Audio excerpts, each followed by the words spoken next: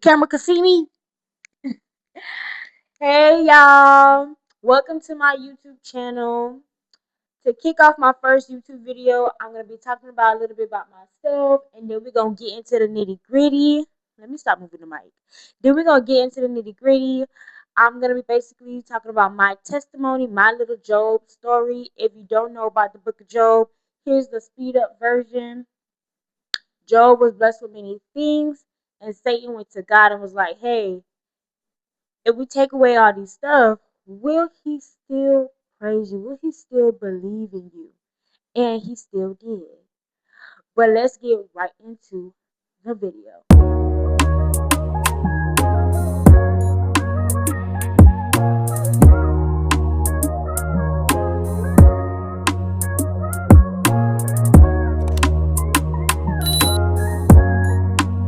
So y'all, no car, no job, no income, and no man.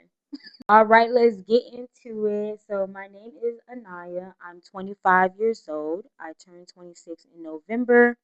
I stay in Orlando, Florida, but I'm born and raised in Broward County.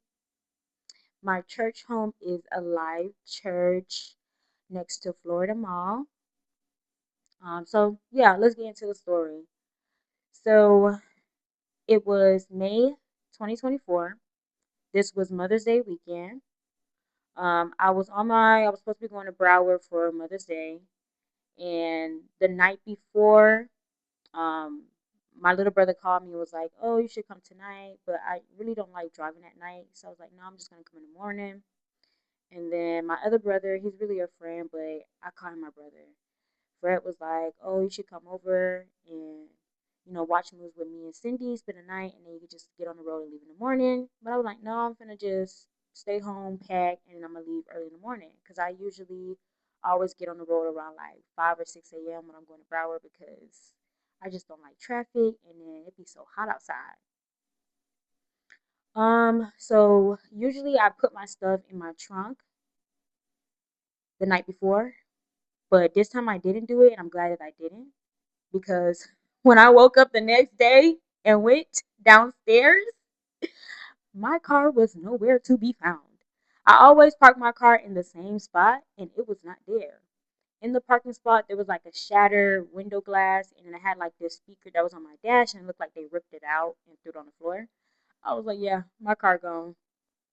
Someone stole my car." Immediately started crying. If you know me, I am a cryberry. I am a crybaby. Any little inconvenience, I will cry. So I called my mom, I called my brother, I had to call the police to put in a police report. So I was really sad, but I still went to Broward to enjoy Mother's Day with my mom. I ended up just getting like a rental. And then the next month, June, my job let me go. So now I ain't got no car, no job, no income. So I was just like thinking to myself, like, dang, like, why is this happening now? Like, I've been like, trying to go to church consistently, try to stay in my Bible. Like, what did I do wrong? And yeah, it was just, everything was just happening too fast. And then I was talking to someone, but with everything going on, like I couldn't be there. Like I just couldn't be there. Like he was locked up, so he was calling me talking about do this, do that, do this, do that. Like I am in crisis right now. I can't do nothing for you. And shout out to the girls that hold that nigga down. Well, I didn't. But it was because I was going through stuff physically, emotionally, spiritually, and I didn't have time for that. And then I was already feeling lonely, so it was just like, mm-mm, mm-mm. And plus, that's not the first time that he got locked up, so I was just like, mm-mm, mm-mm. Anywho, so then my my leasing office was hiring, but here was the catch. the hours that I was working was going towards my rent. So it wasn't like I was getting physical money, but I still took the opportunity because I'm like, at least my rent gonna get paid because I didn't want to put that burden on my mom to like pay for my rent and pay for her rent. Yeah. So y'all, no car, no job, no income, and no man. And I'm not gonna lie, when I lost my job, I immediately locked in. I'm like, I prayed every morning. I still do it to this day. It became a lifestyle. I made sure I read my Bible, just stay within His Word. And I couldn't attend church on site because I didn't have no car, but I did watch church service online on YouTube. So yeah, a live church definitely got me through that season.